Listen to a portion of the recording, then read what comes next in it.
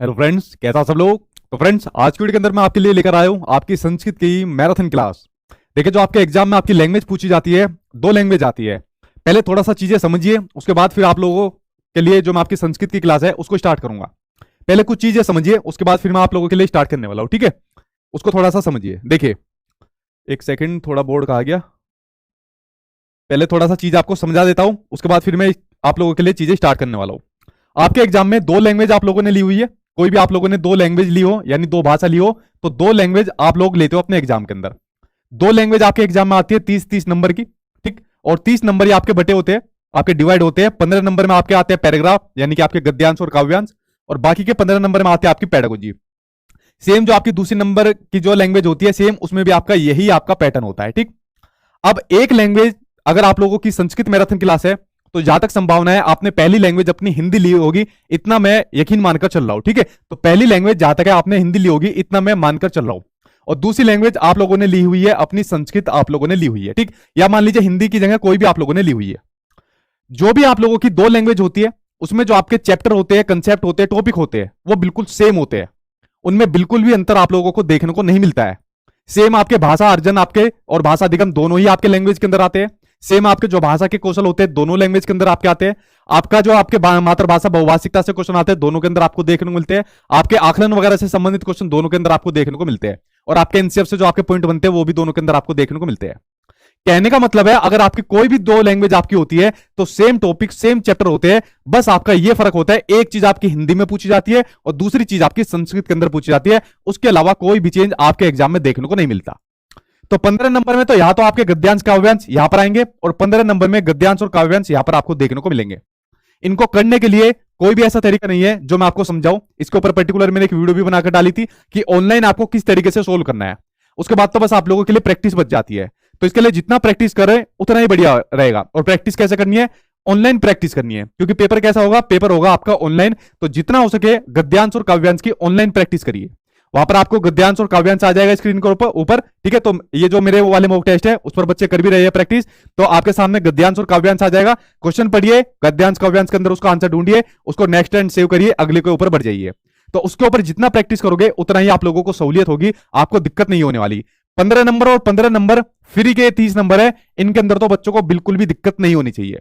रही इसके अंदर आपकी जो बेसिक ग्रामर आपकी पूछी जाती है, पूरी ग्रामर आपको पढ़ने की बिल्कुल भी जरूरत नहीं है कि पूरी ग्रामर आप लोग पढ़ने बैठ जाओ, बट आपको बेसिक ग्रामर आपको पता होनी चाहिए, ठीक है। बेसिक ग्रामर के बारे में आपको जरूर पता होनी चाहिए। तो इसके ऊपर मैंने एक पर्टिकुलर वीडियो बनाकर डाली थी, क्योंकि जो आपके ग्रामर के क्वेश्चन पूछे जाते हैं, इन्हीं आपके गद्यांश और काव्यांश के अंदर से आपके पूछे जाते हैं।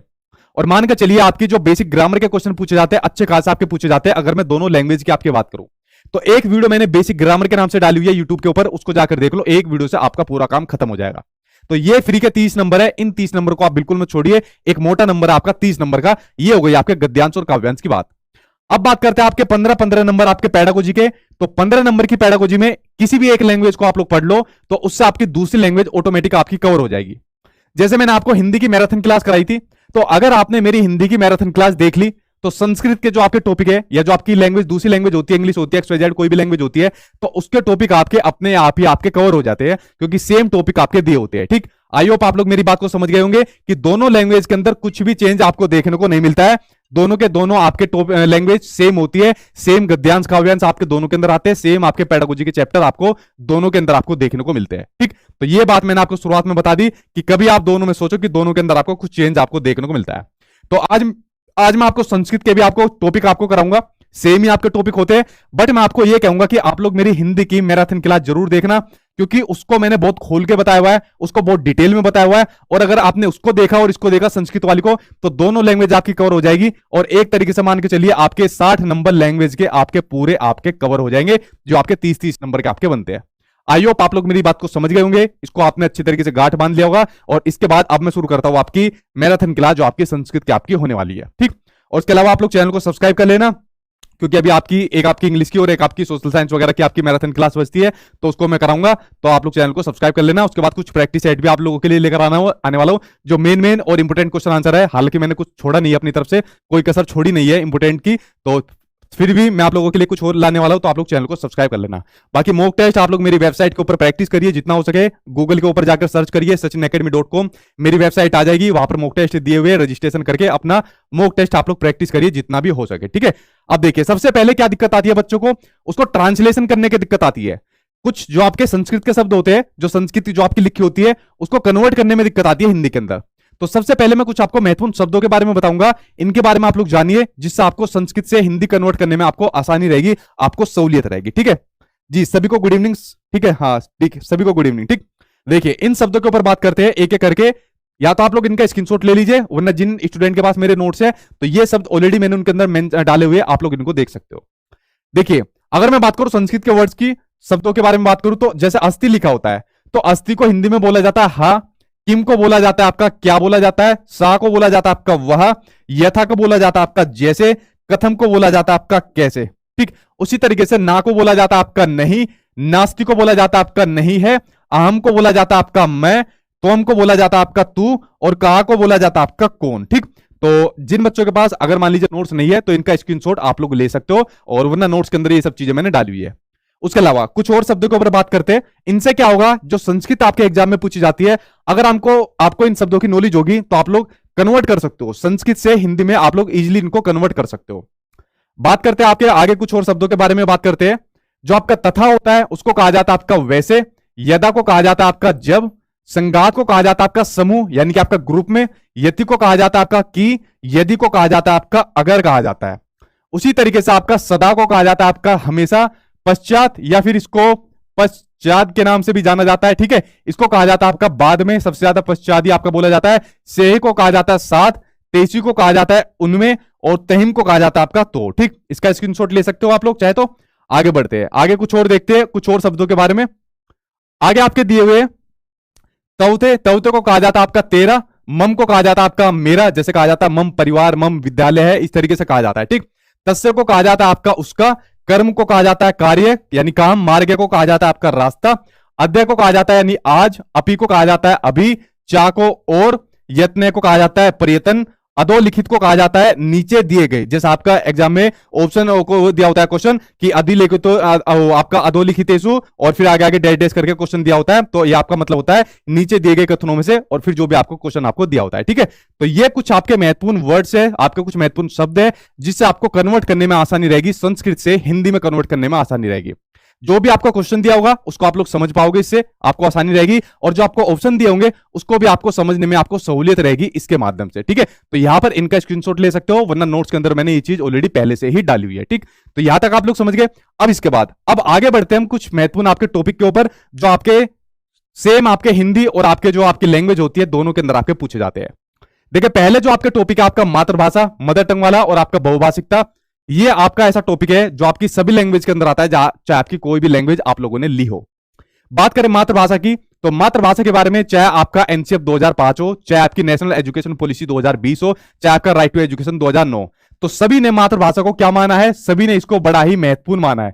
क्या माना है, सभी ने बच्चों की जो मातृभाषा होती है इसको बड़ा ही क्या माना है, महत्वपूर्ण माना है, ठीक है। इसको कभी भी प्रॉब्लम यानी कि बाधा के रूप में नहीं माना, और इसको क्या माना है कि बच्चों को ज्यादा से ज्यादा अवसर दिए जाए इसकी मातृभाषा में कम्युनिकेट करने के, जिससे ज्यादा से ज्यादा बच्चा अपनी मातृभाषा में बोल सके, क्योंकि जितना ज्यादा बच्चा अपनी मातृभाषा में बोलेगा, कम्युनिकेट करेगा, विचारों का आदान प्रदान करेगा मातृभाषा में, उतना ही ज्यादा उसका कॉन्फिडेंट भी उसका बढ़ता चला जाएगा, ठीक है। तो ज्यादा से ज्यादा अवसर देने चाहिए बच्चों को उसकी मातृभाषा में।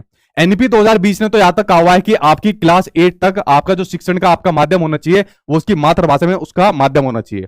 इसको एक किसके रूप में माना है, इसको एक हमेशा एक संसाधन के रूप में माना गया है, एक रिसोर्स के रूप में आपकी मातृभाषा को माना गया है, चाहे किसी की भी मातृभाषा हो, बच्चे की मातृभाषा हो, या चाहे आपके ऑल ओवर इंडिया किसी भी स्टेट की जो मातृभाषा होती है उसको माना गया है, ठीक है।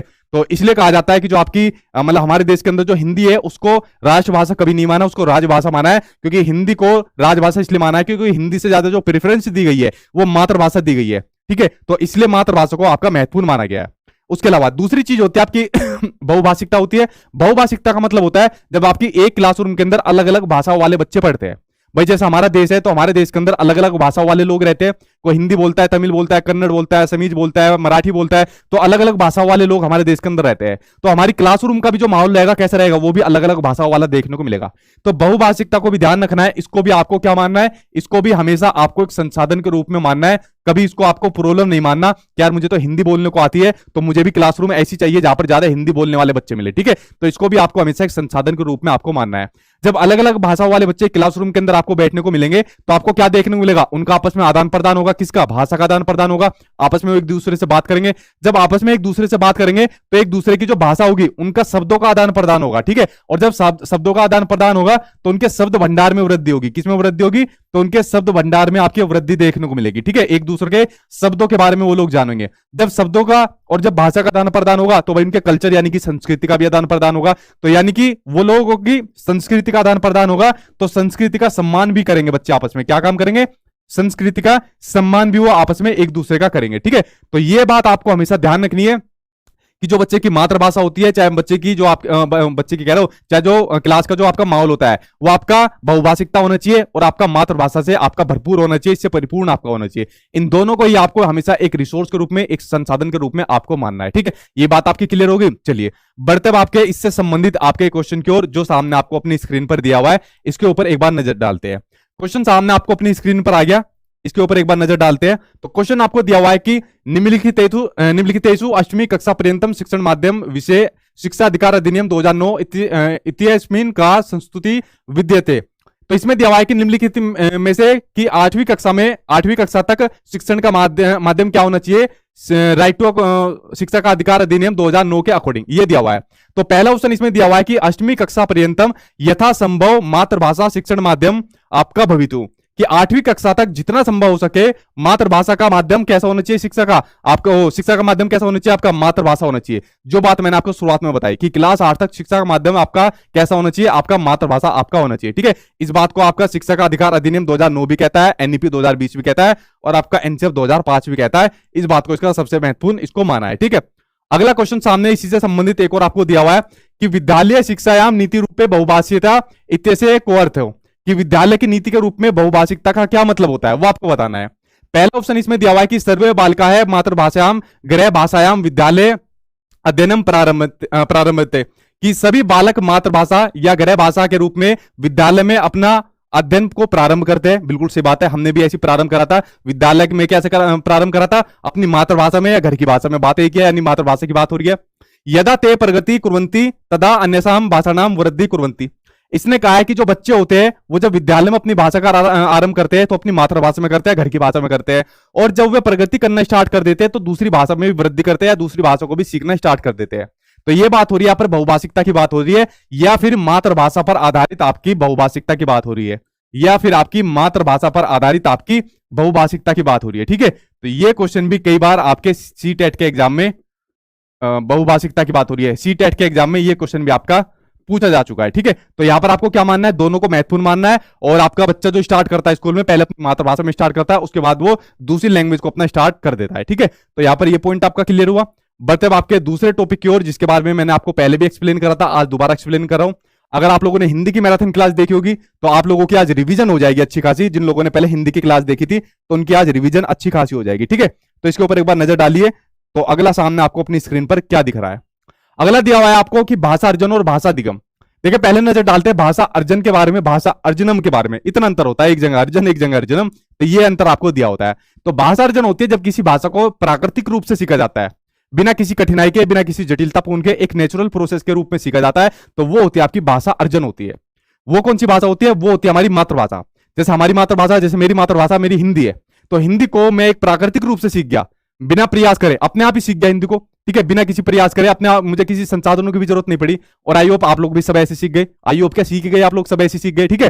तो मेरे परिवार में जो भाषा बोली जाती थी या आप लोगों के परिवार में जो भाषा बोली जाती थी, उसका आप लोगों ने क्या काम करा, उसका आप लोगों ने करा अनुकरण, ठीक है। अनुकरण का मतलब होता है कॉपी करना, ठीक है, इसका मतलब होता है कॉपी करना यानी कि इमिटेट करना।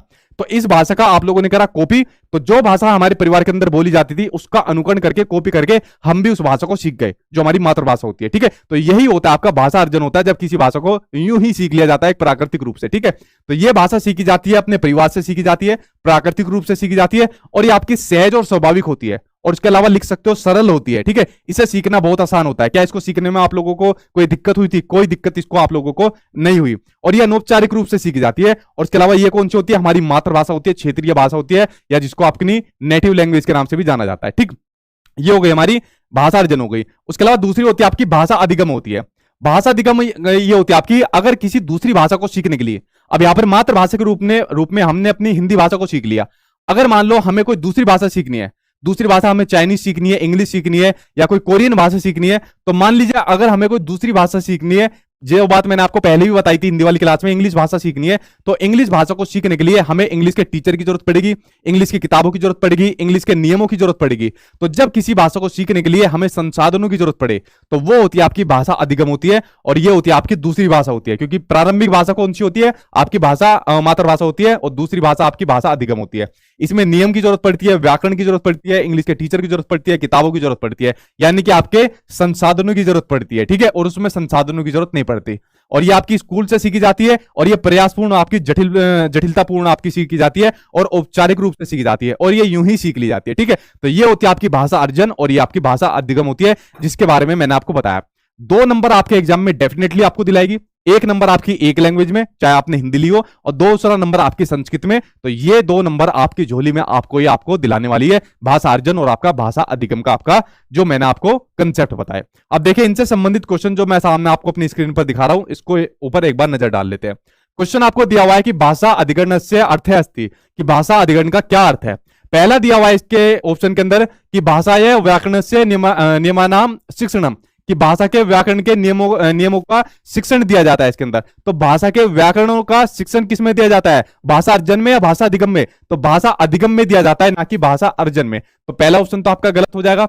दूसरा है अनौपचारिक परिवेश अचेतन रूपे भाषा शिक्षणम, कि अनौपचारिक रूप से भाषा का शिक्षण दिया जाता है। बिल्कुल सही बात है। अनौपचारिक रूप से कौन सी भाषा सिखाई जाती है? आपकी भाषा अर्जन। और औपचारिक रूप से कौन सी भाषा सिखाई जाती है? भाषा अधिगम सिखाई जाती है। तो भाषा अर्जन की बात हो रही है, तो कौन सा हो जाएगा? आपका भाषा अर्जन हो जाएगा। सेकंड आंसर यहां पर आपका सही हो जाएगा। 2 नंबर आपके पक्के हो जाएंगे सीटेट के एग्जाम में, एक इस लैंग्वेज में और एक आपका दूसरी लैंग्वेज में, जैसे मान लीजिए आपने हिंदी ली है। ठीक, यहां तक बढ़ गए आप लोग। चलिए बढ़ते आपके अगले की ओर बढ़ते हैं। अगला आपका कौन सा आपका टॉपिक है? अगला टॉपिक आपका पढ़ने के प्रकार।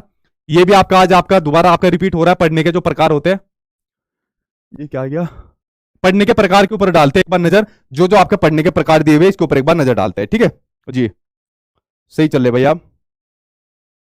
पढ़ने के प्रकार के ऊपर एक बार नजर डालते हैं। देखिए, पढ़ने का प्रकार एक होता है आपका स्किमिंग रीडिंग। स्किमिंग रीडिंग के अंदर मैंने बताया था आपको कि जो पढ़ने वाला होता है, जब वो किसी केंद्रीय उसका पढ़ने की सामग्री का केंद्रीय भाव और सार खोजने के लिए तेजी से पढ़ता है।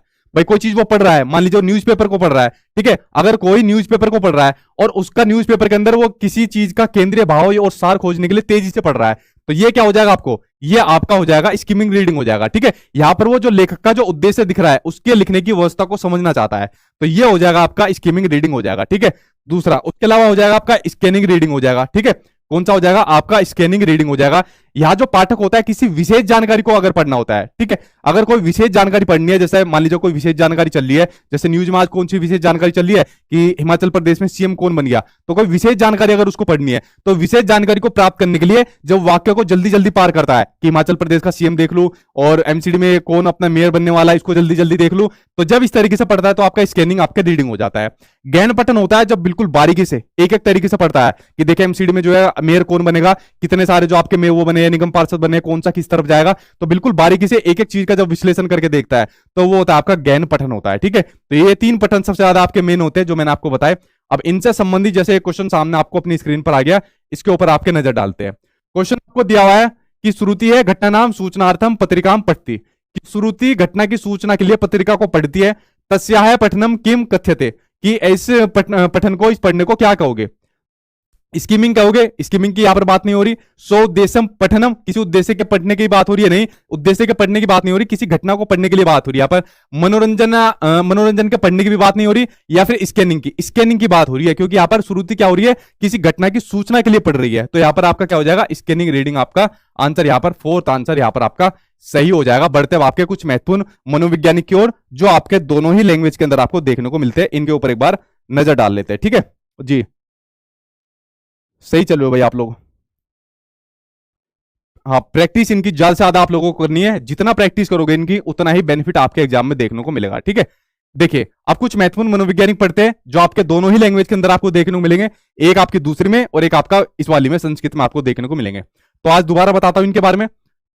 पहले बात करते हैं आपके नोम चोम्स्की के बारे में बात करते हैं। ठीक है, तो फोटो आपकी नोम चोम्स्की के साथ में आपको देखने को मिल रही है। नोम चोम्स्की ने कहा था कि जो बच्चे में भाषा सीखने की जो क्षमता होती है, वो होती है जन्मजात क्षमता होती है। बच्चे में भाषा सीखने की कैसी क्षमता होती है, जन्मजात क्षमता होती है, यानी बच्चा भाषा सीखने की जन्मजात क्षमता के साथ पैदा होता है। ठीक है, सही बात कही थी यार, हम लोगों ने भाषा अपने आप ही सीख ली। आप लोग जितने वीडियो देख रहे हो, क्या आप में से कोई ऐसा है जिसने भाषा को सीखा है? कोई भी ऐसा नहीं है, अपने आप ही भाषा को सीख लिया, जैसे जो हमारी मातृभाषा होती है। तो ये वाली बात किसने कही? आपके नोम चोम्स्की ने कही। दूसरा पॉइंट ये निकल कर आता है, जो नोम चोम्स्की ने कहा था कि जो भाषा जो सीखी जाती है, वो सीखी जाती है एक डिवाइस की हेल्प से, जिसका नाम है आपका LAD, लैंग्वेज एक्विजिशन डिवाइस, भाषा अधिग्रहण यंत्र। कि हमारे माइंड के अंदर, बच्चों के माइंड के अंदर एक डिवाइस होता है जिसका नाम होता है भाषा अधिग्रहण यंत्र, लैंग्वेज एक्विजिशन डिवाइस, जिसकी हेल्प से बच्चा क्या काम करता है, भाषा के जो आपके सार वो होते हैं, व्याकरण के जो नियम होते हैं, उनकी हेल्प से किसी भाषा को अपने आप ही सीख जाता है। यानी सार्वभौमिक जो आपका व्याकरण होता है, उसका जो आपको नियम होते हैं, वो किसने दिए? सार्वभौमिक व्याकरण के नियम किसने दिए? तो सार्वभौमिक व्याकरण का आपका नियम दिया आपके नोम चोम्स्की ने, कि हमारे माइंड के अंदर एक आपकी व्याकरण होती है, और उसकी हेल्प से बच्चा किसी भाषा को अपने आप ही सीख जाता है। ठीक है, जब जन्म के साथ ही हमारे अंदर क्षमता होती है किसी भाषा को सीखने की, तो भाई सीखेंगे नहीं, अपने आप ही सीख जाएंगे। उसके अलावा एक बात इन्होंने ये भी कही कि इन्होंने दो संरचनाएं बताई। दो संरचनाओं के अंदर इन्होंने बताई थी, एक तो आपकी बताई थी सतही संरचना, और एक बताई थी आपकी गहरी संरचना। ठीक है, सतही संरचना और आपकी गहरी संरचना। सतही संरचना के अंदर इन्होंने बताया था, जो आपकी सरफेस लेवल, इन्होंने बताया था कि इसमें बच्चा जो होता है, वो शब्दों के बारे में सिर्फ शब्दों के बारे में सिर्फ जानकारी प्राप्त कर पाता है, लेकिन उनका मतलब नहीं पता होता बच्चों को उसके बारे में। जैसे मान लीजिए आप बच्चों से कहोगे पानी, ठीक है, तो बच्चों को पानी के बारे में पता होगा। बच्चों से कहोगे मम्मी या पापा, तो बच्चा इन शब्दों के बारे में जानता है बस, लेकिन इनके मीनिंग नहीं पता होते उसको। लेकिन जो गहरी संरचना होती है, इसमें इनके अर्थ जानना शुरू कर देता है। जो शब्द होते हैं, इसमें इनके अर्थ जानना बच्चा शुरू कर देता है। जितने भी पॉइंट आपके एग्जाम में आज तक के सीटेट का इतिहास है, आपके एग्जाम में आज तक भी जितने भी पॉइंट पूछे गए आपके नोम चोम्स्की से संबंधित, और ऐसा हो ही नहीं सकता कि आपके एग्जाम में नोम चोम्स्की ना पूछे गए, वो यही पूछे गए कि जन्मजात भाषा सीखी जाती है, किसने कहा? नोम चोम्स्की ने। भाषा अधिग्रहण यंत्र का कंसेप्ट किसने दिया? चोम्स्की ने। सार्वभौमिक व्याकरण नोम चोम्स्की ने। और ये कभी कभार आपका पूछा जाता है सतही संरचना और आपका गहरी संरचना। ठीक है, तो ये वो पॉइंट है, और इससे बाहर आपका आज तक नोम चोम्स्की से संबंधित आपके एग्जाम में ना तो आया है और ना ही आएगा, इतनी मुझे पूरी संभावना है। ठीक है, तो ये बात हो गई आपके भाषा के संबंध में, जो आपके नोम चोम्स्की के आपके विचार थे। ठीक, उसके अलावा दूसरे मनोवैज्ञानिक आपके आते हैं लेव वाइगोस्की, जिनका पूरा का पूरा सिद्धांत मैं आपको पढ़ा चुका हूं। सीडीपी की मैराथन क्लास देख लेना, पूरी की पूरी सीडीपी मैंने कवर कराई हुई है। उससे बाहर सीडीपी मुझे नहीं लगता आपके एग्जाम में आएगी, तो महामैराथन क्लास कराई हुई है, यूट्यूब पर जाकर सर्च कर लेना, CDP marathon class by Sachin sir डाल के देख लेना, वो मैराथन क्लास आ जाएगी, उसको देख लेना। ठीक है, तो उसके अंदर मैंने वाइगोस्की का आपका सामाजिक सांस्कृतिक सिद्धांत, सोशो कल्चरल थ्योरी पूरी कराई हुई है। लेकिन भाषा के संबंध में जो इनके विचार थे उसको बता देता हूं। इन्होंने सबसे महत्वपूर्ण आपके तीन चीजों को माना था, सोसाइटी को, कल्चर को, तीसरा किसको माना था? भाषा को माना था। किसको माना था? भाषा को सबसे महत्वपूर्ण माना था। इन्होंने कहा था कि सबसे पहले आपकी भाषा आती है, और उसके बाद क्या आता है? आपका चिंतन आता है। ठीक है, चिंतन को इन्होंने दूसरे नंबर पर माना, और पहले पर आपकी भाषा को माना। उसके अलावा एक इन्होंने प्राइवेट स्पीच का कंसेप्ट दिया था। प्राइवेट स्पीच का कंसेप्ट इन्होंने दिया, जिसको कहा जाता है आपका संभाषण कहा जाता है, जिसको संभाषण कहा जाता है। ठीक है, या संभाषण भी जिसको कह देते हैं। जब बच्चा अपने काम को सेल्फ रेगुलेट करने के लिए जिस स्पीच का यूज करता है, वो होता है आपका प्राइवेट स्पीच होता है। जैसे आप लोग क्या काम करते हो, जैसे कोई लड़की कपड़ों की तय लगाते हुए, ठीक है, कपड़ों की तय भी लगा रही है और उसके अलावा बोल भी रही है। ठीक है, तो कपड़ों की तय लगाते हुए और बोल भी रही है, तो जब अपने काम को रेगुलेट करने के लिए जिस भाषा का यूज कर रही है, तो वो होती है उसकी प्राइवेट स्पीच होती है। जैसे आप लोग वीडियो देख रहे हो, और वीडियो देखते हुए आप लोगों को ये काम करना है कि यार सचिन सर की मैराथन क्लास देखनी है, तो यूट्यूब पर गए, सर्च मारे CTET marathon class by Sachin sir, तो बोल भी रहे हो, ठीक है, उसके अलावा यूट्यूब में सर्च भी कर रहे हो, तो अपने काम को रेगुलेट करने के लिए जिस भाषा का यूज कर रहे हो, वो होती है आपकी प्राइवेट स्पीच आपकी होती है। ठीक है, ये बात इनकी होगी आपके वाइगोत्स्की की। उसके अलावा जीन पियाजे का आपका पूरा सिद्धांत भी मैं आपको सीडीपी की मैराथन क्लास में कवर करा चुका हूं। ठीक है, लेकिन उसके अलावा इन्होंने भाषा को ज्यादा महत्व नहीं दिया। इन्होंने जो ज्यादा महत्व दिया, आपके चिंतन को ज्यादा महत्व दिया, थिंकिंग को ज्यादा महत्व दिया, और इन्होंने ये कहा कि पहले बच्चे में चिंतन आता है और उसके बाद आपकी क्या आती है, आपकी भाषा आती है। ठीक है, ये बात इन्होंने आपकी बताई थी। उसके अलावा अगले मनोवैज्ञानिक आते हैं आपके स्किनर आते हैं, बीएफ स्किनर आपके आते हैं।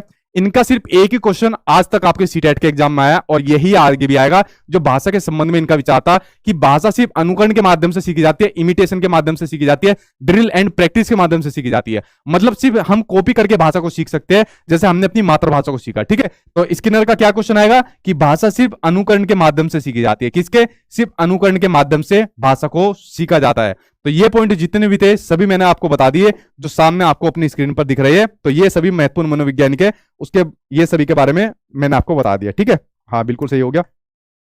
आई होप यहां तक आपको चीजें कवर हो गई होगी जो मैंने आपको बता दी। आपके महत्वपूर्ण मनोवैज्ञानिक एक अभी आपका बचता है,